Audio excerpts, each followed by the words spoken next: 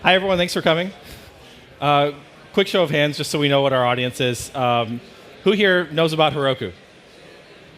Cool. All right. Awesome. I went to school for software development. I've been writing automation software for most of my career. But as an SRE at Heroku, I'm debugging relationships, process hacking, using I feel statements. SRE at Heroku is about so much more than writing code and designing reliable, highly available systems. And I love it. And I want to tell you why. Heroku is a platform as a service. We make it super simple for you to deploy your application, and then we run it for you. It's like operations as a service. Our job is to keep your application running all the time. Reliability is incredibly important to us. You can swing by our booth over there if you like. We'd be happy to tell you all about Heroku and what it can do for you. I'm Lex. This is Courtney. We're service reliability engineers for Heroku. So Heroku uses something called a total ownership model, or total service ownership. And the first time I heard that phrase, this was my reaction. What? It means that developers who write code are responsible for that code even after it's deployed to production. It means that they get paged when things go down.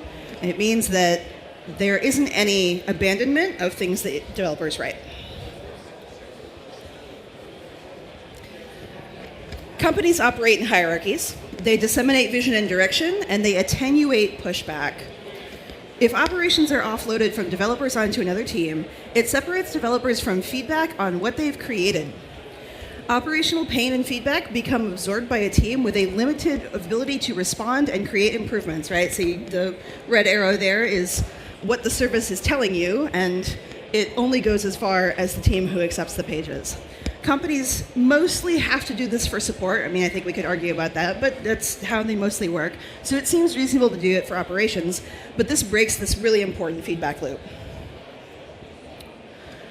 When developers are responsible for the success of the production environment, they get clear feedback about what's working and what isn't, right? If you write something and you deploy it and it pages you because it doesn't work, then you have this very immediate understanding of the consequences of your actions. Here's where it gets tough to represent what SRE can do in this environment in 2 dimensions. This is a terrible, ugly slide. And I need to go take a data visualization class in order to make this better. The way an ops team can tune a service, an SRE team can tune an organization. SRE with a total ownership model changes the interconnections in your org and helps put incentives in the right place. SRE can amplify back pressure when needed. They can make successes, failures, and the state of the world more visible to people who are not directly getting paged. Our team has existed for almost 3 years now. It took us a while to find our place, and this is the place that we found. We are helping all of the organization, including the vision and strategy folks, understand what happens when we push code and what we need to do to make the service more reliable. And I can calm the hell down because I know that the developers have the same motivations that I do to keep the service running, if only because they don't want to get paged in the middle of the night. In a traditional organization, you have a throw it over the wall kind of methodology. Ops' job is to say no, or at least that's the kind of position they find themselves in. Development isn't set up to consider operational concerns because they have all these pressures from the vision and strategy people to ship new features. Ops has the operational concerns to protect the service, to protect their pager burden. So Ops distrusts Dev because Dev is the source of the pain. So Ops blocks Dev from releasing code that's not reliable. Dev gets annoyed. Dev distrusts Ops because Ops is blocking them from doing their job. And the result is a natural opposition between Ops and Dev. Some organizations try to get around this by empowering Ops to say no harder, make other teams listen to them, but that just makes the opposition even worse. You can also have a knowledge gap. Ops is on call for their service with little information, so they have resentment and panic. Ops has all of the responsibility, but none of the knowledge. So a couple jobs ago, I had a situation where we had acquired a company, and I was on the ops team, and then we were responsible for running their stuff. Didn't have a darn clue about what it was. I got paged. It was down. I didn't know what I was doing. I paged the team. Nobody answered. I paged their manager. Didn't answer. I looked at my org chart. Next person up was the vice president. I paged the vice president and pulled him in, told him it was down. He's like, okay, thank you for letting me know. We're going to have to keep that down. Another problem is that once I do get developers in, I feel like I can't let go of them until they've proven to me for sure that they've gotten the service back up and running, because it was so hard to get them in the first place. At Heroku, as a newbie SRE, I had to remember that I can let the developers go back to sleep. They have a real pager rotation. Their phones are actually going to wake them up. So the system is going to page them again if it blows up or if it isn't working, or I can always just page them back in. Letting developers go back to bed prevents burnout because it lets them rest. And we'll talk about later why preventing burnout is so important. Saying no to developers to block ops pain is not scalable. If you have multiple development teams trying to ship things, and you're going to end up with something like this. Developer shows up, says, hey, I've got something I'd like to put in production. Ops says, that's no good. It's not scalable. It's not reliable. Please make some changes. Development says, well, I need to get this thing running. Here's a PC. I'm just going to chuck it on here. And before you know it, you've got poo running on an old PC, a Spark station, and your toaster. This is a reliability problem. Ops' approach is flawed and results in a less stable infrastructure. So how do we avoid the poo? Don't say no. Even if what you mean is no, don't say no. Say yes if. If we make it more scalable, if we add some redundancy. Avoid negativity, because negativity creates opposition. Call out successes. When something reliable gets deployed, let people know. That's great. People will listen to you more if you're positive, and less if you're negative. Disseminate and discourage best practices. SRE is well situated to see the common patterns that lead to reliability. Alleviate friction that causes developers to resort to hacks. Don't dictate, but provide evidence. Try to win hearts and minds. And if all that didn't work, if something unreliable gets deployed, it's okay. Just remember that they will carry the operational burden. They'll get paged for it, and the situation will self-correct. The negative feedback from the service will result in the change that SRE wants to see. SRE needs a holistic view of the service. Anything that affects reliability is in scope for SRE. I get to work on cool stuff like perceived job security, engineer morale, and vendor relationships. One of the major arguments against a total ownership model is pager fatigue. It's a legitimate worry. Like, this is something that we are talking about as an industry right now. Pager fatigue is a reliability risk. Tired people do make mistakes, but the answer isn't to concentrate all of the pages on a team that does nothing but accept pages. That makes it worse.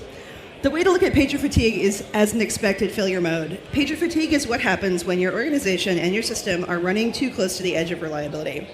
It's a signal that things need to change, because the end state of pager fatigue is burnout. SRE is uniquely placed to catch pager fatigue becoming burnout, because once people have started talking about burnout, that means things have been bad for a long time. People don't get burned out over the course of hours or days or even usually weeks. It takes a long time that people are spending with stress and work and engagement and too many hours. Burnout is the big signal that things are almost off the rails, that happens after you've missed the small to medium-sized signals of a problem.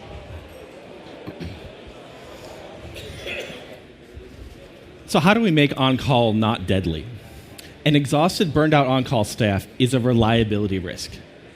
They make mistakes, they aren't on their game, they miss pages. Reliability risk means that SRE should be paying attention. SRE is well positioned to gather information about on-call pain and to create and disseminate best practices. In SRE at Heroku, we promote work-life balance because it improves reliability. This doesn't mean working at home in the evening. That means actually logging off for the day. Don't check your email, go home. We use the buddy system for on-call. You always have someone there to back you up. And we try to adhere to 4-hour incident response shifts. If you get paged and you're still there working on the incident after 4 hours, you're probably going to get exhausted and start making mistakes. So tag in your secondary. We found that empirically that after 4 hours is when people start to make errors that compound the incident. And you won't necessarily realize that you're tired. People have a hard time judging this kind of thing about themselves. That's really key. Once you start to get tired, it is super hard to tell how tired you are. It's like any other kind of impairment, like drunkenness.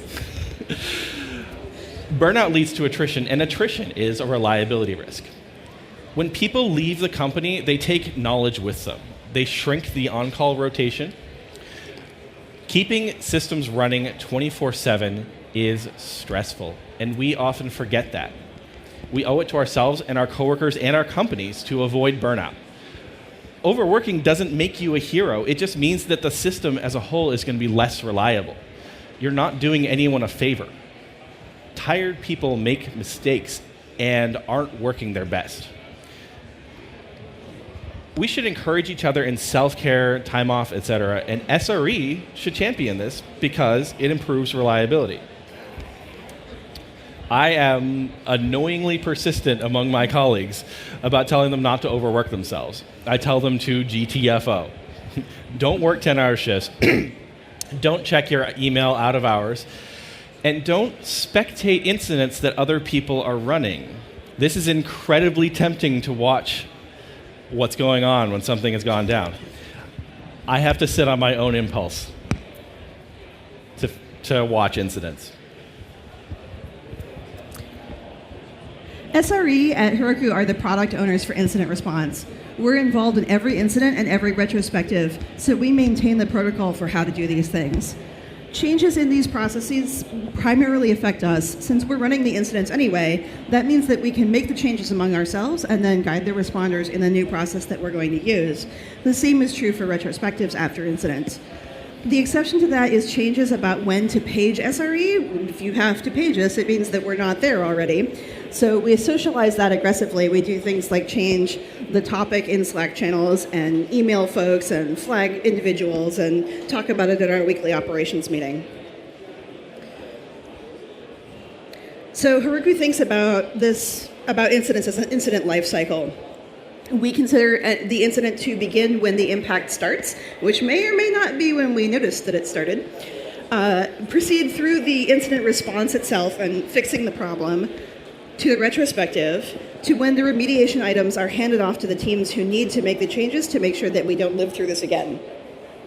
SRE owns what are the criteria for an incident? When do we have something that we publish on status.heroku.com to let everyone know that we're having a problem?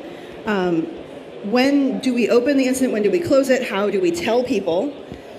We own the retrospective process and the criteria for when we write a public apology and explanation, which some of you may have seen happen recently.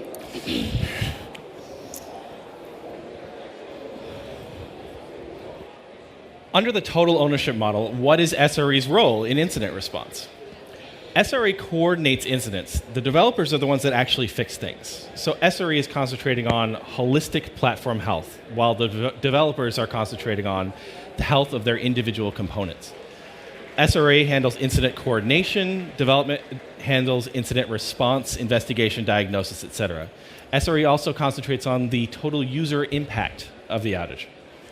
A technical background is still vital for SRE. We have to understand what development is doing during incident and how all the systems fit together. At Heroku, SRE's role is the incident commander. This is borrowed from the FEMA disaster response protocol and is also used by Salesforce. The incident commander does not fix the problem. That's the developer's job. The incident commander handles the holistic view of the incident response itself. This frees the developers up to work on just the components that they know best. And the IC coordinates multiple teams that are working on their individual components to avoid duplication of work or conflicting work that can make the incident worse. The IC looks for impact spreading to other components and brings in more teams if necessary. The IC identifies the full scope of impact and drives toward a resolution of user impact. That is the most important thing. The IC queues up external communications, as Courtney mentioned, on our status site. So we bring in a member of the support team to post on the status site, and we deliver them a concise summary of all the user impact. And we proofread and verify their post before they post it to make sure that it's technically accurate and properly explains the incident. The IC also manages resources in the incident response. We keep track of who's doing what to help prevent burnout, to prevent that conflicting work. We also remind people about their 4-hour shifts. And we can help set up shift rotations for long-running incidents, even for the IC themselves. We also tag in our secondaries. Okay, the incident is over. Now it's time to look back. Show of hands, who here has run or been in a retrospective for an incident? Great. Why do we do retrospectives? We want to prevent recurrence of the incident. If you don't do a retrospective for a given incident, that's a way of accepting the fact that the incident can recur. Maybe that makes sense for you for a certain incident. In most cases, for the teams I've been on, it doesn't necessarily. Story time. Seattle has the 2 longest floating bridges in the world, and in 1990, one of them sank over the Thanksgiving Day weekend in a storm while it was being repurposed. No one was killed or injured. There was no one on the bridge at the time that it happened, but it was a giant disaster, and it required a giant investigation. The public reporting to this day is extremely simplistic, but the official investigation found that there were 5 factors involved, and all of them were required for the bridge to fail. What they were doing at the time that this happened, it's called hydro demolition. So they were scraping the pavement off the bridge with high pressure water because they were going to change the lane markings and which way cars were driving on it. They were building a second span alongside this while doing work on this span. At first, they were letting the water run off into the lake until the EPA said, you can't do that. That crap's poisonous. You've got to truck it away and treat it. Since you can't leave water in piles, it doesn't work that way. They had to figure out a way to store it before they could truck it away. They discovered that the bridge had been floating higher than designed its entire lifetime. It was really over-engineered. This is a super solid piece of, civic infrastructure. And they realized that they could use the extra flotation capacity of the bridge to store the water inside the pontoons, right? So the bridge is built out of these hollow concrete pontoons, because if they weren't hollow, they would sink. And they measured how much overhead they had. They put in a bunch of error buffers. They were really careful engineering this. How much water can we store? What is the trucking schedule that we need to use? So it sounds like it's a super bad idea. It wasn't actually as bad as it sounded. But over the weekend, the storm happened. One pontoon started taking on water and sank and dragged 7 more down after it. So this was a slow cascading failure, which I am enough of a disaster nerd to think is super cool. This is the shortest amount of text that it takes to describe how the bridge sank. And I'm going to read it to you. The loads that created significant leakage were the combined effects of all accumulations of water, including rain after the windstorm, longitudinal flow on the bridge, so that's water that collected on the bridge and was being blown back and forth by the wind, and pumping through November 24th, 1990. These loads caused static moments, which is to say pressures if you're not a scientist, that exceeded the threshold for leakage. Existing cracks in the pontoons, which were on the underside, were opened sufficiently to allow water to leak into the pontoon from the bottom. Progressive and accelerated sinking began at this time. So that sounds like it was a really good investigation, right? Sounds like they were really thorough. They had this entire list of things. They understood that it took all of them to sink the bridge and in what order stuff happened. But they missed something really huge. The crews were having trouble keeping to the pumping schedule, so they were having trouble getting the water out of the bridge at the rate that the engineers had declared that it needed to be done. Part of what happened there, the effect of that, was that you got high and low spots on the bridge, so it was putting torque on the bridge and essentially twisting it. But the investigation noted this and did not talk to any of the people involved to find out why they were having trouble sticking to the pumping schedule. So we are never going to know what happened with that factor, which I would say is a 6th factor in sinking the bridge, and a super important one. The one-sentence explanation of all of this, why do you care? Complex systems have complex failures. There is no one human action that can be the sole cause of a failure in a complex system. So let's do better. Heroku uses a Google Doc template that guides the facilitator through all of the parts of the retrospective that we want to cover every time. It includes prompts for the facilitator and examples of what we want to see as discussion in the retrospective. There's a fine line between enough words to help and too many words, so we're constantly tweaking this template. We've done a lot of iteration on it. The point of having a template is to make sure that we don't miss something big, like the bridge investigation missed. We want to catch all of the things. Let's say developers are taking down production because their cats jump on their keyboards and deploy code before it's ready. We don't just call this feline error and move on. We need to do something about it. It's not just about the technical details of what went wrong. The server was overloaded, didn't have enough RAM. What's wrong with the? It's also about what's wrong with the environment in which those things exist. And we have to examine that environment carefully if we want to prevent recurrence. This can mean that SRE ends up pushing feline policy at your company. Oops. Stories in the news often say that a problem occurred due to human error. But we can't just stop there. Human error, if you hear that phrase, that's where you should start your investigation. That's where things get really interesting. People make the best decisions they can at the time with the information they have. So what aspects of the system allowed the error to be made?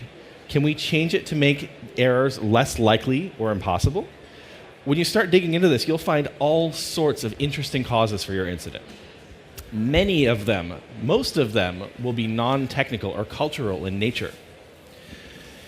To remediate this kind of incident, you need to change the system. It needs to handle mistakes. People will make mistakes. That's how we work, especially if they're missing information.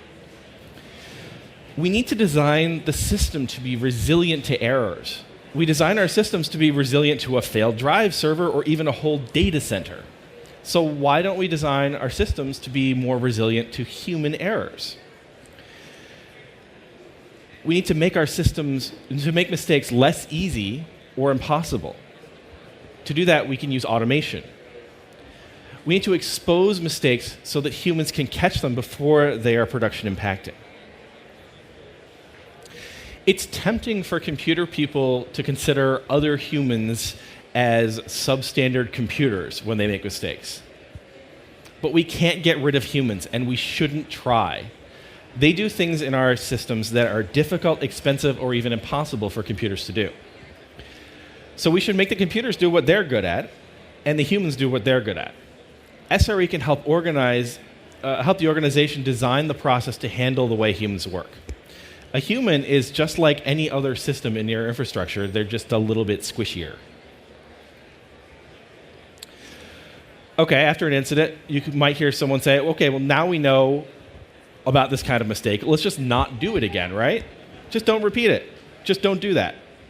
This is kind of known as blame, shame, and retrain.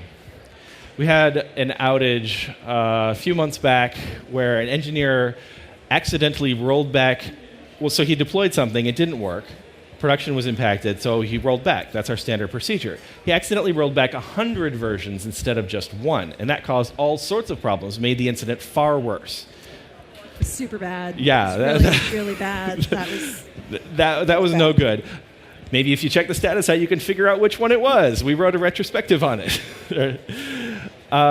So do we just tell engineers not to check their rollback versions carefully? Well, rolling back 100 versions at a time is probably not something you're going to be doing every day.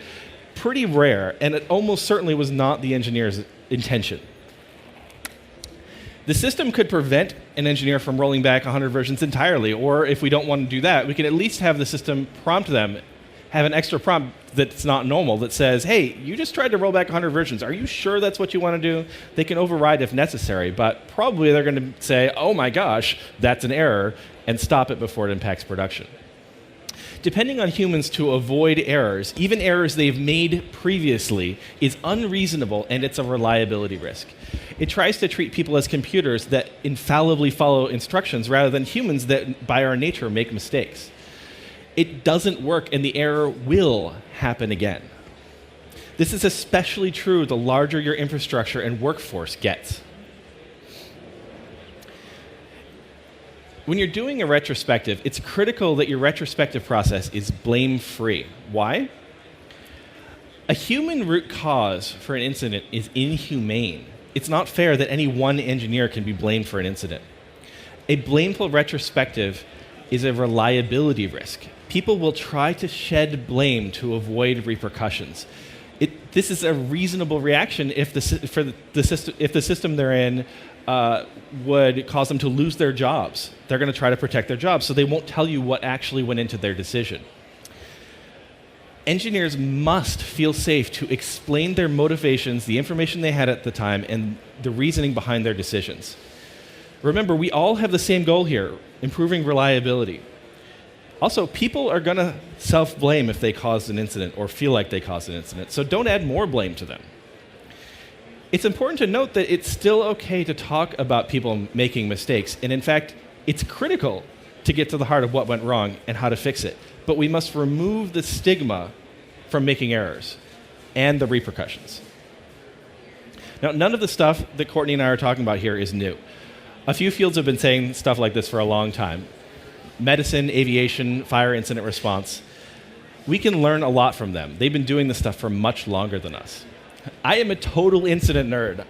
Courtney is too. I love reading about how accidents happen and what folks are doing to fix their systems to make it not happen again. I read airplane accident reports, surgeon errors, etc.